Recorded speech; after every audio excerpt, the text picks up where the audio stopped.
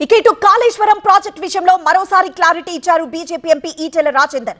నాటి మంత్రివర్గ ఆమోదంతోనే కాళేశ్వరం పనులు జరిగాయని స్పష్టం చేశారు. ఈ అంశానికి సంబంధించి ప్రతి డాక్యుమెంట్ తన దగ్గర ఉందని చెప్పారు.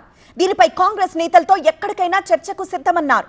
ఇటీవలే టీవీ9 ఇంటర్వ్యూలోనూ ఇదే విషయాన్ని చెప్పానన్న ఈటెల ఆ వ్యాఖ్యలకు కట్టుబడి ఉన్నట్లు తేల్చి చెప్పారు.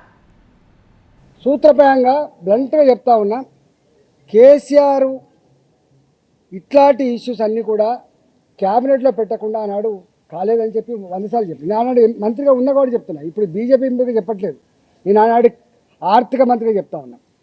ఇంకా అన్ని డిపార్ట్మెంట్లకు కూడా ఆయన ఇచ్చే ఇన్స్ట్రక్షన్స్ ఏంటంటే, మీరెవ్వరు కూడా ఏదైనా నిర్ణయాలు తీసుకున్నప్పుడు మీ శాఖలలో మీరే నిర్ణయం తీసుకోకండి, కష్టమవుతుంది.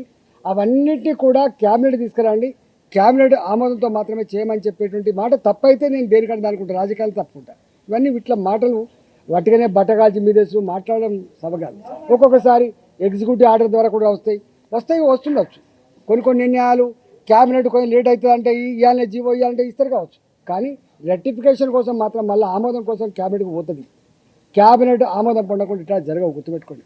నేను ఈ మొత్తం కాళేశ్వరం ప్రాజెక్టులో అంతకు వేరే ప్రాజెక్టులు ఏవైతున్నాయో అవన్నిటి సంబంధించిన డాక్యుమెంట్స్ అన్ని కూడా మీ పేపర్లకు కావాలితే మీకు పంపిస్తాయి. ఇప్పుడు విచారణ జరుగుతూ ఉంది కాబట్టి పంపుతాను, కానీ తప్పకుండా డాక్యుమెంట్స్ అన్నీ కూడా మీ ప్రెస్లకు పంపిస్తా. మీరు మొత్తం స్టడీ చేయండి, దాన్ని మొత్తం బయటపెట్టే ప్రయత్నం చేయండి. మొన్న నేను టీవీ9కి పోయినా, నేను చూపించిన ఇది ఉంది, మీరు ప్రసారం చేయమని చెప్పి.